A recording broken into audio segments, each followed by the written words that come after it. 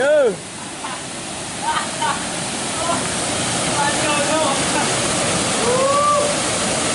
Nó làm băng đi.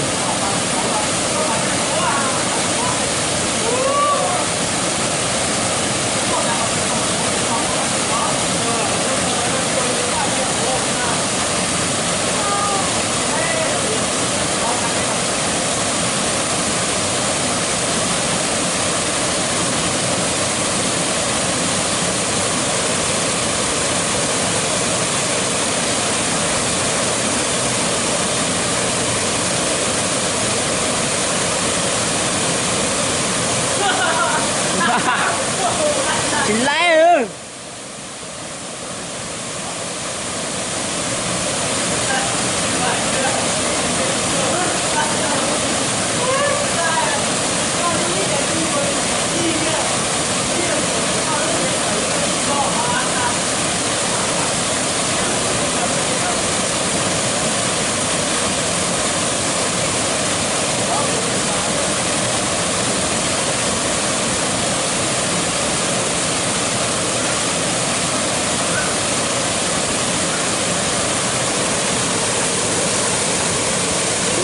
Sợ thế đó.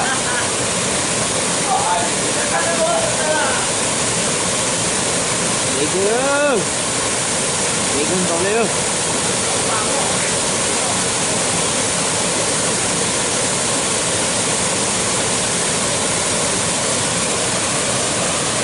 Chỉ cái này là nó hơi. Để cậu tôi nói là tao tốt hơn rồi. Chị rồi xem có từng chuyện đâu. Thầy rồi biết rồi.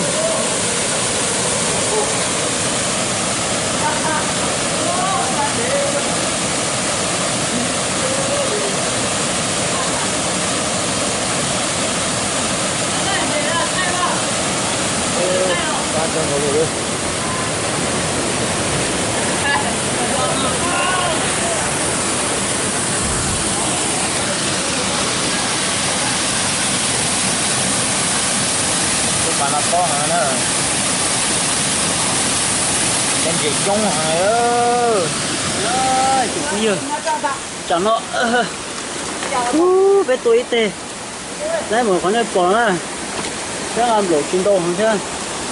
Lỗ vào chín tờ này thế này. Sao bé này tôi là nhất của nó cơ. Đi cho bấm mông thôi. Tôi tới tôi lo cái hả? Tới tôi lo cái là sao?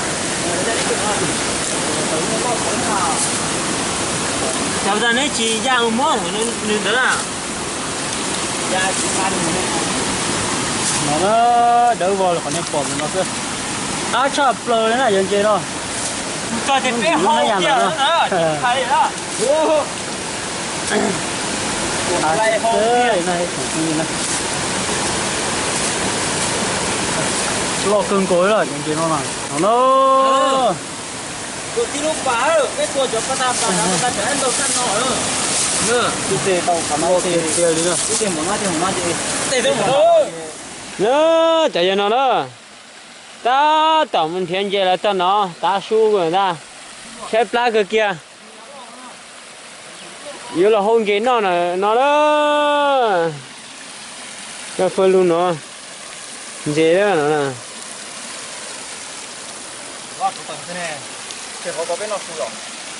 Họ chưa tôi mà được có cái tay cơ. Ừ. Nó giờ luôn thì nó mới rồi kia đi cứ tơ rồi. Cứ tơ rồi nó. Tơ chim chê đó.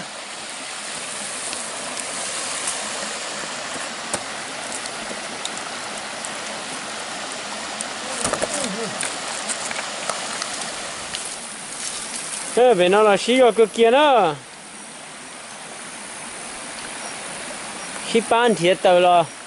Rồi hông chế nó đó. Đây mà đừng chết xí xí đó. Cho cứ tiêu.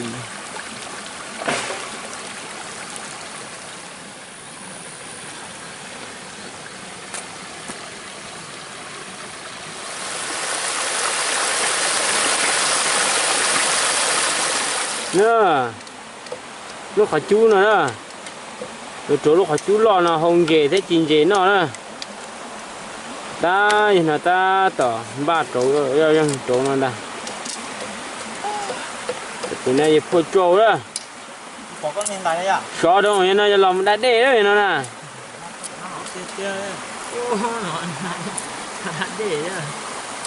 cái bên này đó tỏ chế tụ bà nó lon của xe bên nó yếm ba chi chọn gì bà sống nó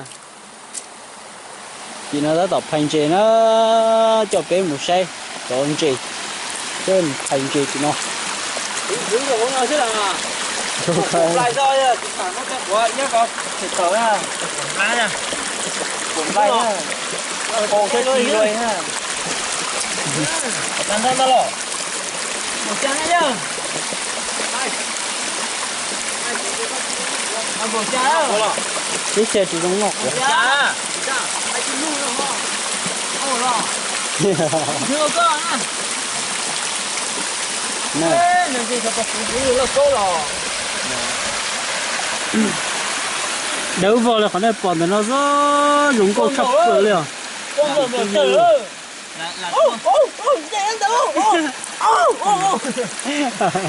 lại lấy cái tê từ phố mà không nghe nói đâu ba thôi cái tuổi thôi anh chú phải thế là tự chung nó lò tôi đầu thế mà đây là đầu cụ thế thôi yên bơi những tổ phone những tổ lấy tổ chơi bơi thấy đó chưa cứ ô do cũng có nhân tiền nhập cái gì đi thế nó chụp không nhiều con là chỉ chờ còn bé ở đó chẳng chưa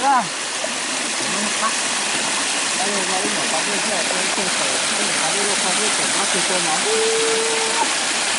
nó ngon tôi từng cua một ngon này còn đây luôn nó tổ cua cua một ngon thôi thế là anh chị muốn chi tới sẽ đến nó cá chọc đời nha rồi chụp tù nữa ôi anh chị sao mua đấy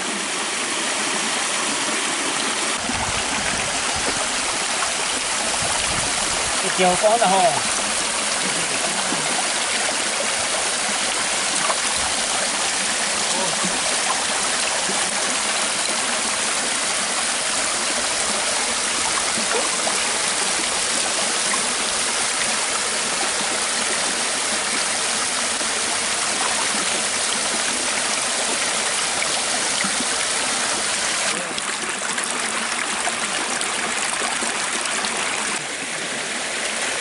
đi chứ mỗi lúa thì cũng tài kia cái kìa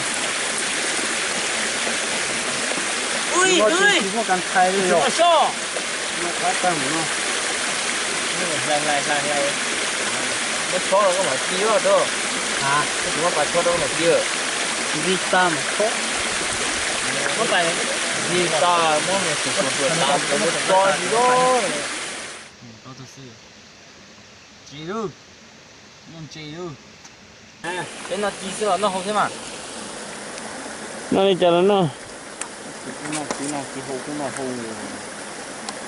nó chỉ có chỉ sữa vậy đó là to sữa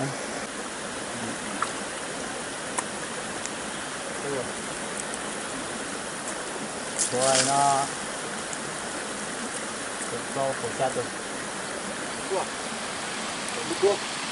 để nó giờ ta tạo chính chế này cho chị nhìn chế cho nó xuống nó chế ba cái gì là gì hầu là hầu đi nè lúc đó có phải nói cho chúng ta tỏ hầu nè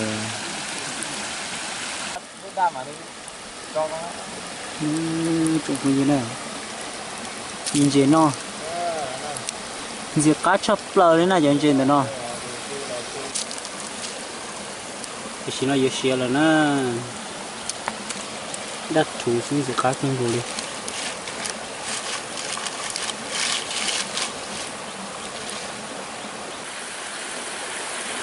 trên xe hồn thì nó là cứ yêu xe làm rồi thôi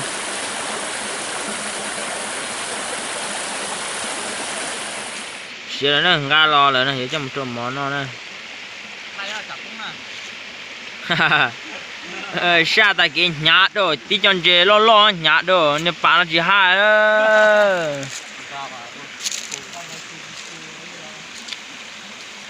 to chỗ là thân thân chỗ cái thế chế phong thì phong nữa nè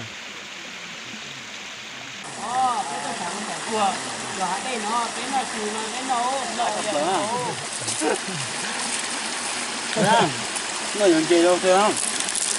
Bác thế không? có nhớ là không to không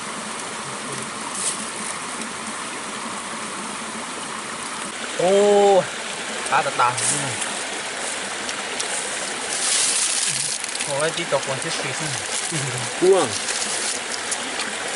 chưa có tụi phải lấy bài rồi không ít chồng mới gì sợ rồi nó tại sao nó no rồi nè chỉ cá chập lại lên nó bên mông nè cái xả lông xả chua nó ít con gì chứ cá bị có sai sao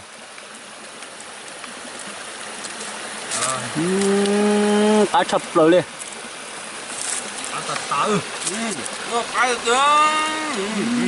cá chập lại này chúng bây giờ đập cái sợi nó này nó mong còn gì ư cá chập lại này mình chỉ to thôi mà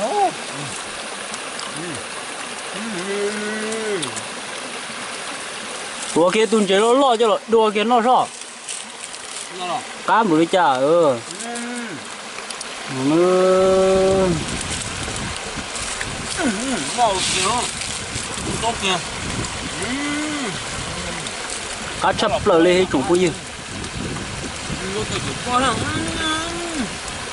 và chú là bó cưng của tôi bị nó đi thế sẽ là nó tuần chỉ cắt tết tê lên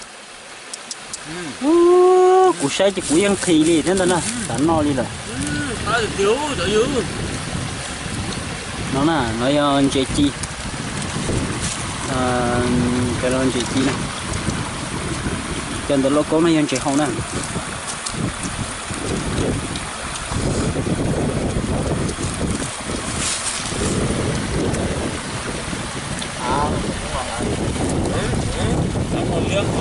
nó trồng cái gì là chỉ nó chụp lá lại ba xe rồi làm một chế là nó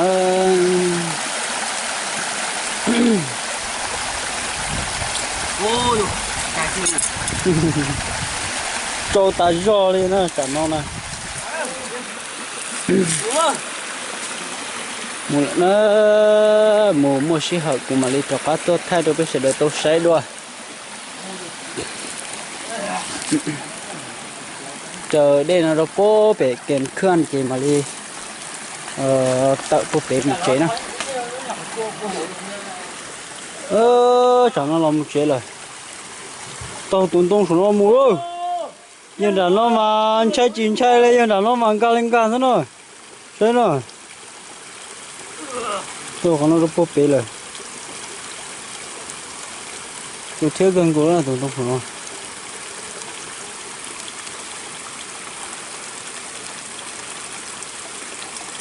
tại là nó trồng cũng như sợi được một số hơi chị cũng mà cho bé tôi xem rồi nó